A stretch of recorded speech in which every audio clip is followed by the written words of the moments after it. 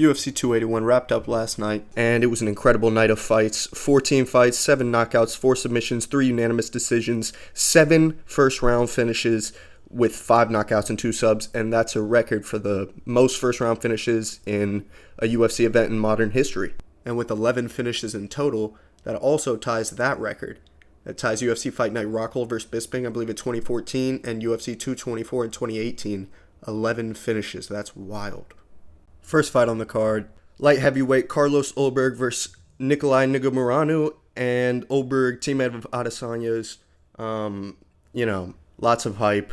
He looked incredible. This is his 3rd straight win. He got the W with a left hook in the first round, hooked off the jab. He looked incredible. Calf kicks. I mean, when he's at his best, he's championship material for sure.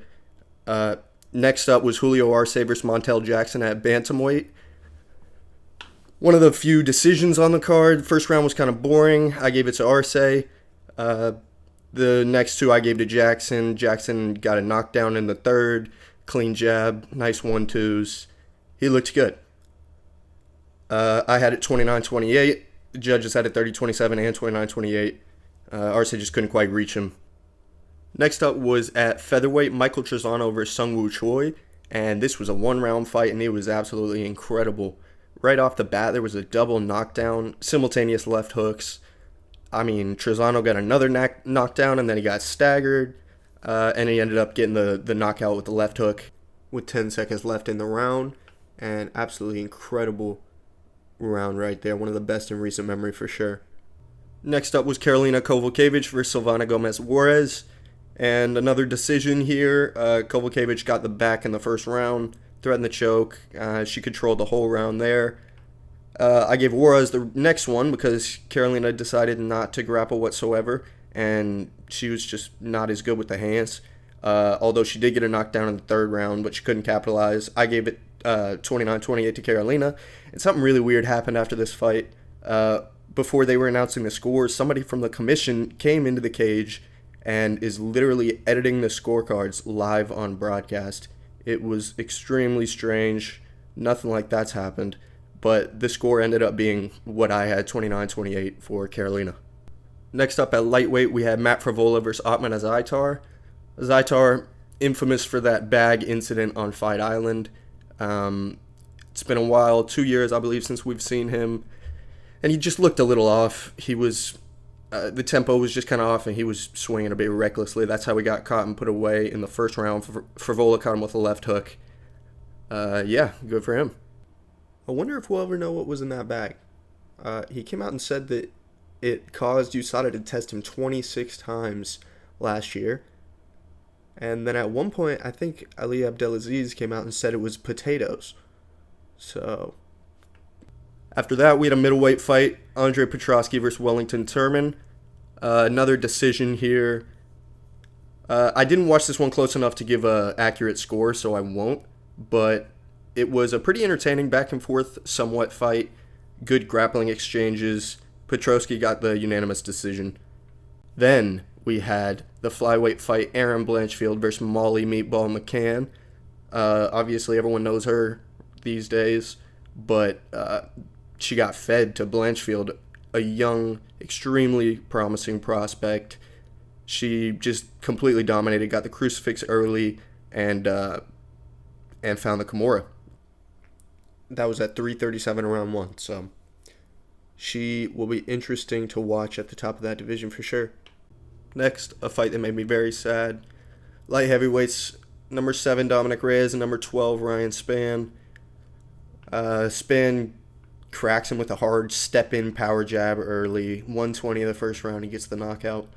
3rd straight knockout loss. 4th straight total loss when you include that loss to John Jones. What a fall from grace right there. Very sad.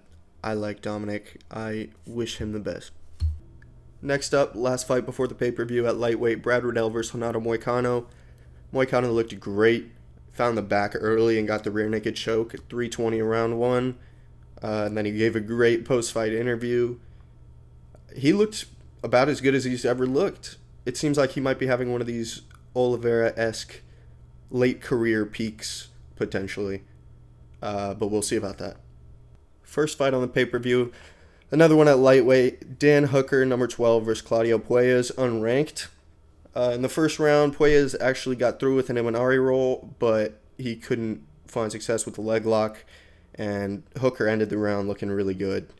It didn't take long before it seemed like Puelles was just desperate for any sort of grappling exchange, but scooting, just doing anything. And soon the body teeps added up in the second round, and that's how Hooker got the TKO at 4:06 round 2. He looked great. Good resurgence for him.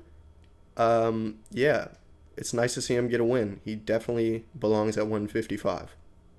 And the most depressing fight on the card, at 135, number 12 ranked Frankie Edgar in his retirement fight against Chris Gutierrez. Gutierrez looked great. Great footwork, feints, jab, and he got a big left flying knee, almost a switch knee at 201 in the first round and got the knockout. And yeah, that's that thrill in the agony. And then we get to the marquee fight, starting off at lightweight again between the number 2 ranked Dustin Poirier and the 5th ranked Michael Chandler. In the first round, it was an absolute brawl, just the chaos that we were all expecting and hoping for. Both men got hurt. Belly-to-back suplex for Chandler. Poirier got a knockdown, swarm, big right hooks. 10-9 for Poirier, in my opinion. Round 2, Chandler had a big slam early, took the back, he threatened, landed some decent shots, potentially fish hooks Poirier's mouth to try to get the choke. But yeah, potential 10-8, I had it 10-9 for Chandler. Third round, Michael Chandler has another big takedown, but then Poirier finds the back and gets the rear naked at 2 minutes of the third round. So yeah, classic Poirier banger, and it'll be interesting to see what they do with him next, because Makhachev and Volkanovski just got announced for the belt, and he's fought most of the guys at the top except for Beneil Dariush, and he's just hanging there at the top as well. I think that would be a great fight. I'd love to see that. Michael Chandler's interesting as well because he's not young. I believe he's 36. And when you start to match him up with these younger guys in the division, I don't like how it goes for him. The Mateusz Gamrots, the Arman Saryukians, Damir Ismagulov. I don't like that. And he's on the big paycheck. He's must-see TV every time. So I'd imagine they try to give him a big fight, either a high-ranking or a big name. Perhaps a Fiziev, or, I hate to say it, but I kind of like the Conor fight for him. We get to the title fights. At strawweight, we had Carla Esparza defending her belt against Weili Zhang. In the first round, great scrambles. It was a bit of a slow start, but some crazy grappling exchanges. And in the second, Weili was able to find this interesting reverse crucifix position and got the choke straight from there. They call it a rear naked, but I'm not even sure what you'd call this really. At 105 in the second round, I enjoy Weili, so it was nice to see. And then straight into the middleweight title fight, the main event of the evening. Alex Pereira challenging for Israel Adesanya's title. The first round, I give it 10-9 to Izzy. It was close.